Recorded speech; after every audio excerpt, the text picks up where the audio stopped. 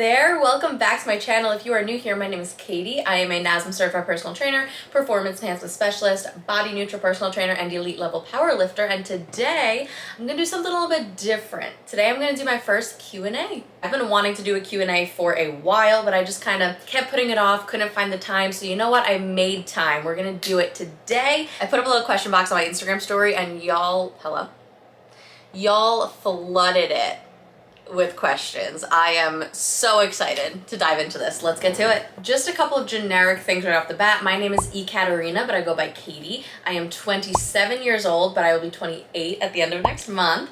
I live way up in Western New York, up near Canada, with my boyfriend of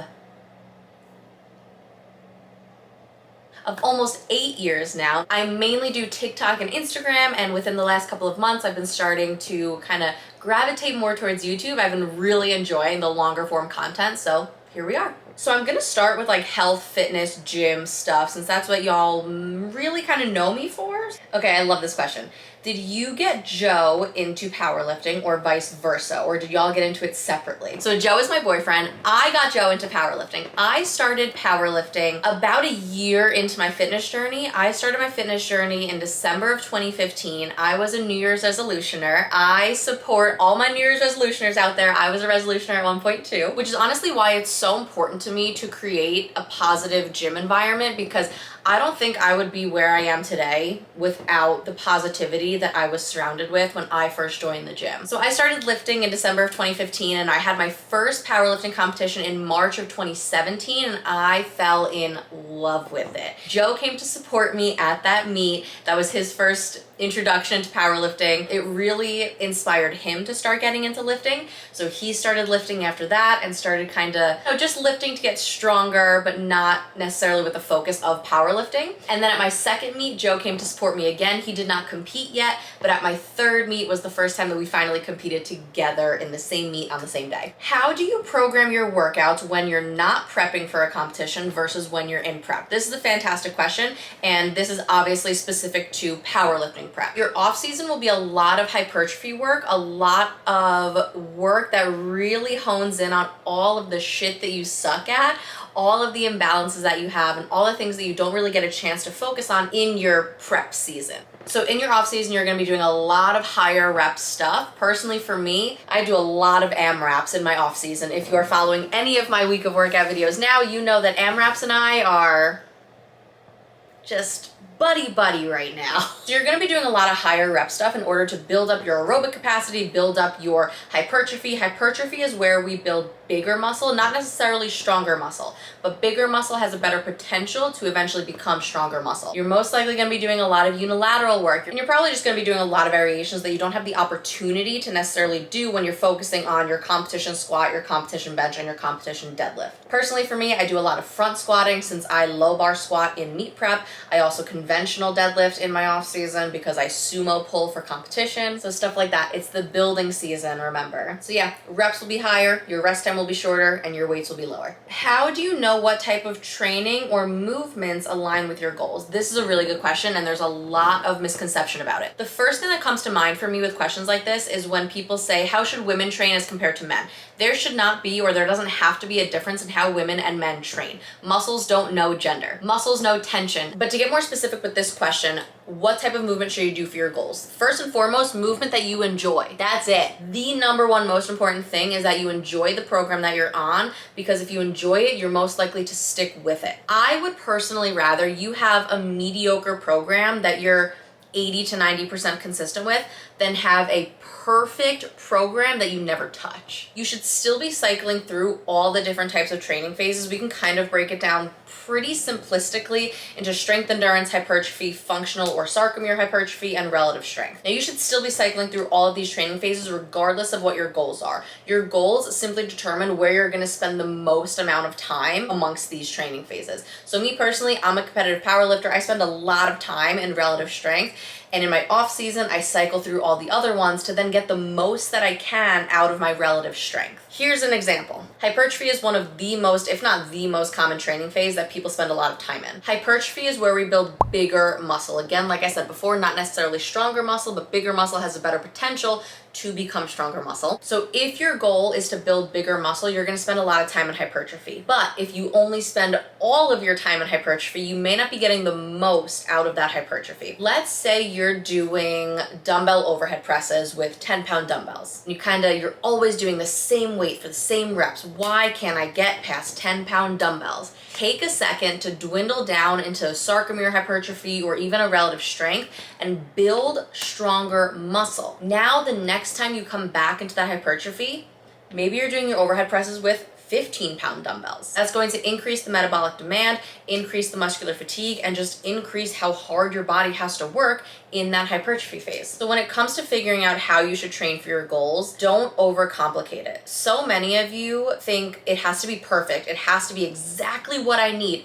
It just has to be good enough. So many of you focus on it being perfect that you never start. You get this analysis paralysis and you're like, if it's not perfect, it's shit and I might as well not do anything. No, start messy, start clunky. I promise you, you figure it out along the way. Do movements that feel good for your body. Start out in something that feels doable and progress it from there. You don't have to immediately dive into the deep end and start going to the gym 9 days a week, okay? Stop overcomplicating it. You got this.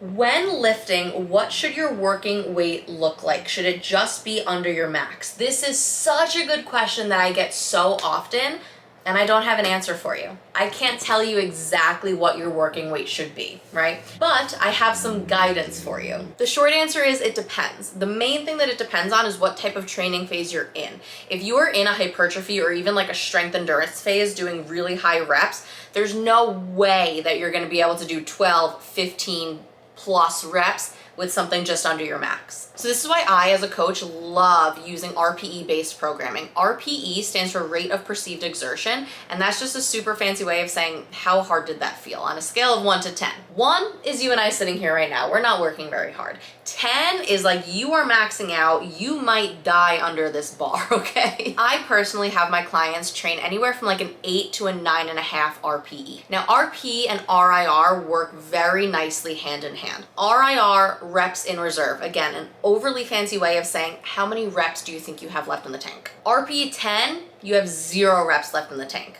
RP 9, you got 1 rep left in the tank. RP 8, you got 2 reps left in the tank, and so on and so forth. But with that being said, RPE is really tough to gauge, especially for beginners. So this right here is one of my absolute favorite charts. It helps you kind of understand. It's literally just like you go like this and you find where we're at. So it really helps you navigate like what 5 reps at an RP 8 would be percentage-wise. And this is all just a guesstimate because, again, your body is not always going to feel the same every single training day. The short of it is if you're doing high rep stuff, your weight is going to be lower. If you're doing low rep stuff, your weight is going to be higher. Weight and reps have an inverse relationship. But as long as you're staying within that RP 8 to 9.5 range, I'd say you're pretty okay.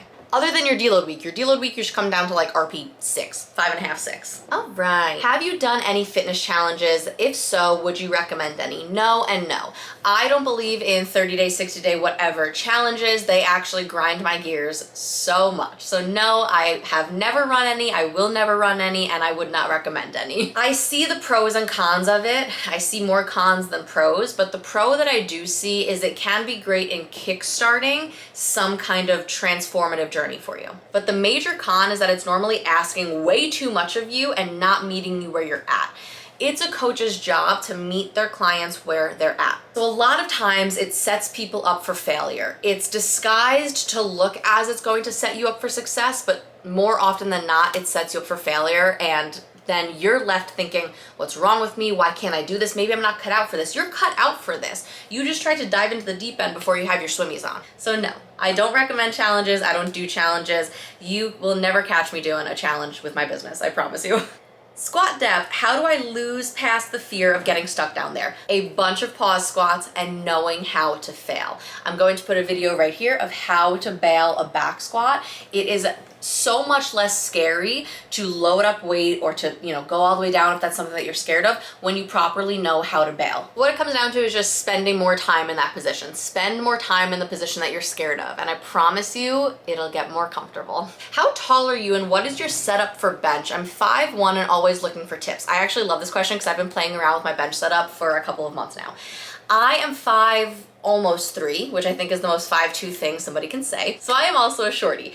I'm gonna put a video here of my bench setup. I have played around with my bench setup for as long as I can remember, and I think I've finally found something that feels really comfortable for me. I've recently moved my feet way out. I used to be a way tucked behind me bencher. Like my feet used to be almost by my shoulder blades, and now I have my feet way out. Every single meet I have competed at, I've gotten called for my butt coming off the bench. I don't think I've ever gotten 3 white lights in my bench career ever. So I'm trying to find a middle ground of something where I feel like I can have enough leg drive and tension but still keep my butt on the bench. Also know that you can totally put plates underneath your feet. They allow you to do this in powerlifting competitions. They have little boxes or they'll bring out little plates that you can put your feet on if you can't comfortably reach the ground. I don't know that I necessarily have any tips because your setup is going to feel very, very different person to person. So I don't know if I necessarily have any tips other than just keep playing around with it and don't be afraid to put plates under your feet if you need them. How do you balance body/food neutrality in a fitness space? I'm in recovery from an eating disorder and a power lifter. Finding a balance while competing is hard. Yeah, it definitely is. So I've talked about it a lot on all my socials. I personally am in recovery from a couple of different eating disorders. I started struggling when I was 12.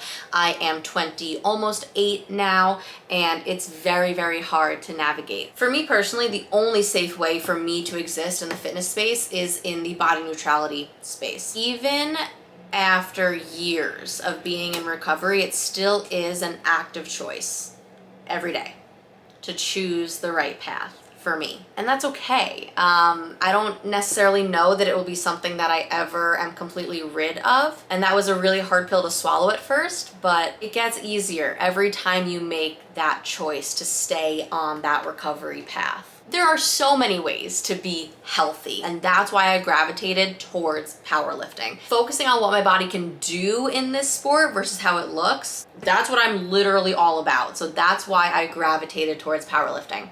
In terms of competing and weight cuts, I did get a couple of questions like this. I personally just compete where I naturally fall. On a day-to-day basis, I hover around 160 to 163 pounds. So I just compete in the 165 weight class because I don't have to worry about making weight. Before COVID, I competed in the 148 weight class because I naturally sat around like 149 to 151, so it wasn't a big deal to bump down into the 148 weight class. But then COVID hit and I quit my in-person job, which meant that I wasn't as active anymore, which means that I gained some weight, which is okay. And now it's just not worth it to me to cut down to the 148 weight class. I compete as a 165 powerlifter, and it was the best decision I've ever made because now my numbers are way more than I could have dreamt of as a 148. My biggest advice is just compete where you naturally sit and you don't have to worry about it.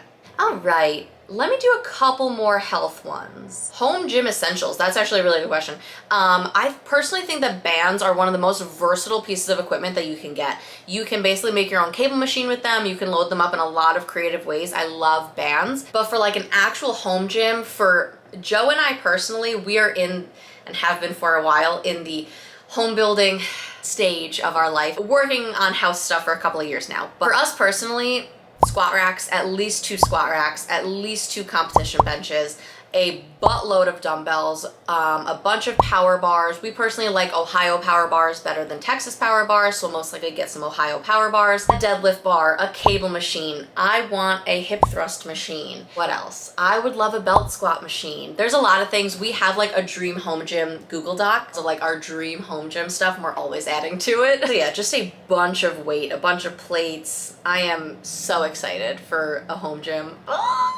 What's the best advice you have for a new personal trainer just starting out? Be a sponge. Learn from everything. Like everything. Obviously, getting certified and maintaining your certification is priority number 1, but learn from everything. Be a sponge. Do your research. Like if you learn something, second guess it. Not in like a critical way, but just like, let me go fact check that. Worst comes to worst, you find out that it was right all along. Other case scenario, you learn something new. Like fact check everything. Be a sponge. My second biggest thing is set strict boundaries, okay? I got taken advantage of so badly at my first job because I didn't know how to set boundaries. I was manipulated into working through lunch, working horrific hours, just doing things that I wasn't comfortable with as a personal trainer. Writing meal plans is one of them. Set strict boundaries and know your scope of practice. You also need to take care of yourself. You cannot possibly work a million gazillion hours taking care of other people if you don't have time to take care of yourself. I love this field. I love what I do for work. I would not trade it. I would not trade it for anything. I love what I do. And I love what I do because I'm able to set strict boundaries and still take care of myself. So take care of yourself, set strict boundaries, and be a sponge.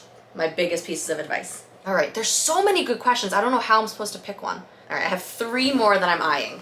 Thoughts on the Smith machine? It's all my gym has, no barbells. Fine, literally fine. If it's all your gym has, use it. No issue with it. Honestly, as long as you understand that there will be a learning curve if you ever want to go over to a barbell, I'm fine with it. How do you work to get your squat below parallel? I can talk about this forever, so I'm gonna give myself, hey Siri, set a 5-minute timer. Okay. Gonna give myself 5 minutes to talk about this. The way that your squat looks is going to depend on so many different factors. I'm going to link a TikTok video that I made a while ago in the caption of this video. Definitely take a look at that. How your squat looks is going to depend on things that are in your control and things that aren't in your control. The things that aren't in your control are your bone length, the length of your torso, the length of your femur, the length of your tibia. Any mobility issues that are not from mobility, things like bone spurs or surgery or things like that. Things that you can control are your mobility, your stance, your toe angle, your bar position, stuff like that. So if you have trouble hitting depth in your squat, my biggest advice is work from the ground up. Play around with your foot position. Play around with a wide stance, a narrow stance, toes pointed out, toes pointed straight. In terms of toe angle, there's a million different types of hips in the world, but we can kind of put them into 2 categories: anteverted hips and retroverted hips. Now, people with anteverted hips,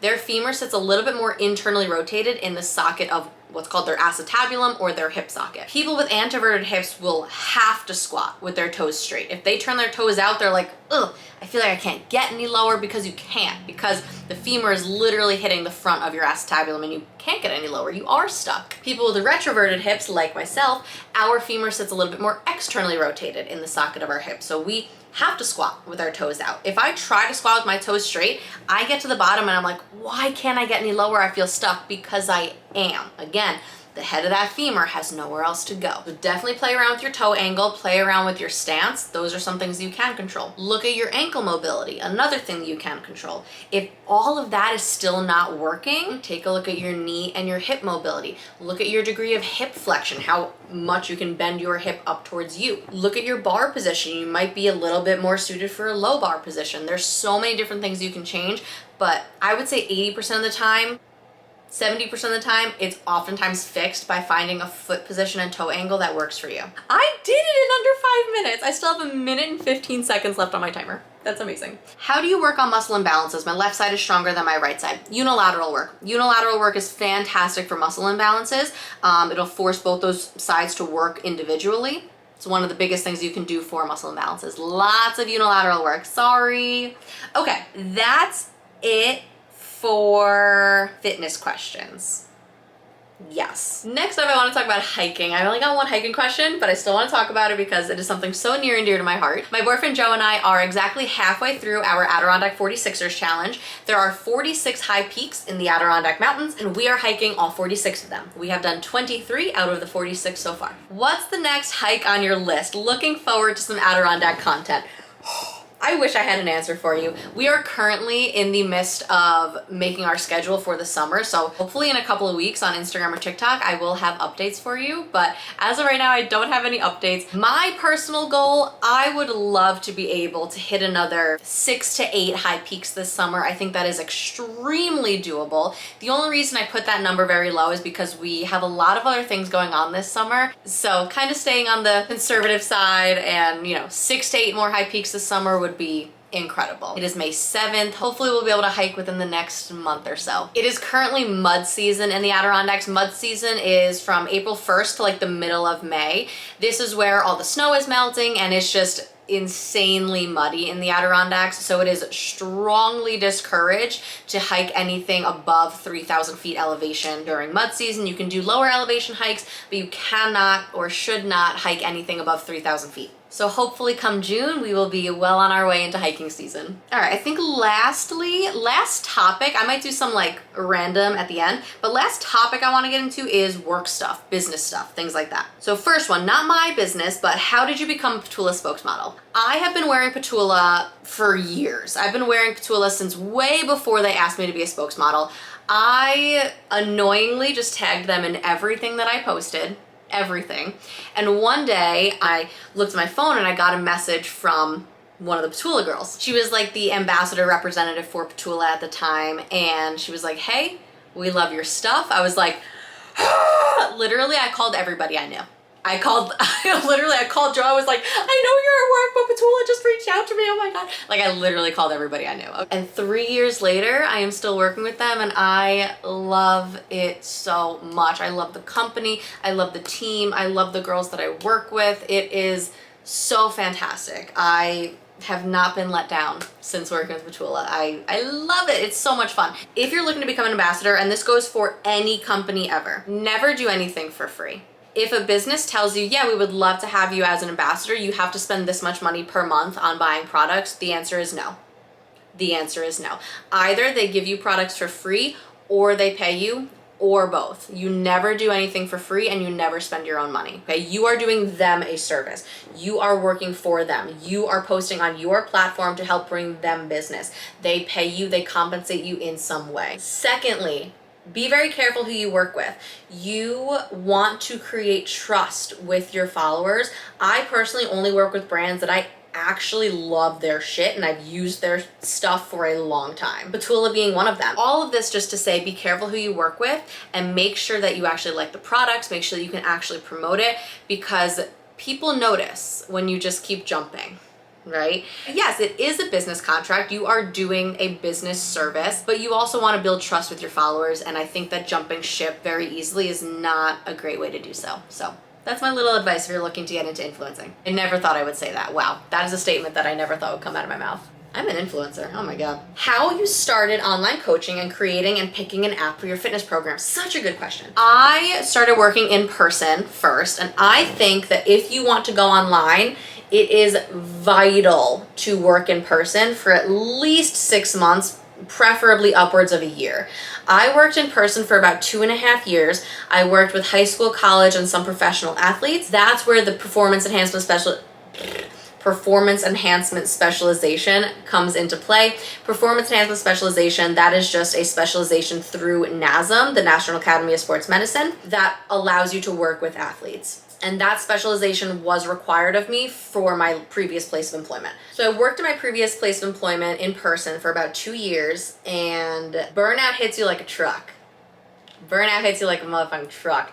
So at the start of COVID, I kind of quiet quit over there, if you will, and started just imagining what it would be like to start my own business. And now I get to do really cool stuff like this all day. I get to talk to so many people every single day. I am on calls all day with just people that are amazing and happy to talk to me, and it is the most rewarding work that I do. But it wasn't always. For the first 6 months of starting my business, I was selling my clothes on Mercari to pay rent. It was really rough. It was really rough the first couple of months. I am so thankful that Joe was there to financially support me and that we were able to make this work, because now we are both hella successful and it's crazy. But it was definitely a grind. It was definitely a grind. Selling my clothes, and then eventually stuff started to pick up, and I kind of started to find my niche, find my little footing in this field, and here we are. My biggest piece of advice is to stay consistent. Stay consistent, stay persistent, and find a niche that works for you. But I also say that lightly, because I think that you don't want to hyper focus on a niche that you exclude everybody else, right? I think it's really cool to have a loose niche. Does that make sense? I promise talking to a camera in the middle of your bedroom gets more comfortable with time. It's definitely uncomfortable at first. Oh my God, I don't even want to look at my old TikTok videos. Please nobody do it. I might have to delete all my old TikTok videos because I know some of y'all are going to go do that. I was so cringy when I first started on TikTok. Oh my God. And now it's like second nature. Now I love it. But stay consistent. It gets much more comfortable. Word of mouth is huge when it comes to growing your business. Don't be afraid to ask clients for referrals. Hey, do you know any friends that would like to do this? Like, that's not a bad thing. That's a part of business. That's networking. In terms of apps, I don't use an app. I haven't found an app that I love enough yet, or that the price point makes sense for my business. It is just me behind the scenes here. I edit all of my content. I do all of my own bookkeeping. I do all of my own programming. I do all of my own calls. It is just me behind the scenes. So I have to look at what's worth it for my business. If I want to use an app or if I want to, hire a bookkeeper or hire another trainer or something like that. These are the decisions that I find myself having to make now as my business is growing. So I don't use an app right now. I use Google Sheets. I use Google Sheets for all my programming. If you've bought a program from me, you know that. Don't fix what's not broken, right? Google Sheets is fine. It's a free app on your phone. I think Google Sheets works perfectly. I've also just more recently, in like the last year or so, started kind of diversifying my business, offering more things that can help me make slightly more passive income, like generalized programs. Those just sell and I can just email them to you, and it's not a lot of work in the moment. It's a lot of work on the back end, but then it all pays off when it's just kind of more passive income. I also do non-client consult calls now, which are one of my top hitting items on my website. You can book either a 60-minute call or a 30-minute call and just pick my brain in whatever way you see necessary for 60 or 30 minutes. A lot of people have been using that to get individualized programming or meet preps written while my one-on-one coaching is closed, which I love. I think that's super smart. That's a great way to utilize your time. So yeah, I hope that answers that. Oh no, I didn't talk about literally the biggest thing. I filed as a sole proprietorship way back when I was first starting my business. Luckily, my dad is an accountant, so it was very convenient to just be able to use him as my resource. I'm like my point person on this. So we did all of the paperwork to, make me a sole proprietorship way back when I was starting my business. I think that covers everything in terms of business. I can talk about business all day though. Oh, Joe is back from the gym. Hi, cutie. He's so cute. What was I saying? Okay. Y'all, this was so much fun. I cannot wait to do this again. This was so enjoyable for me, so hopefully it was enjoyable for you.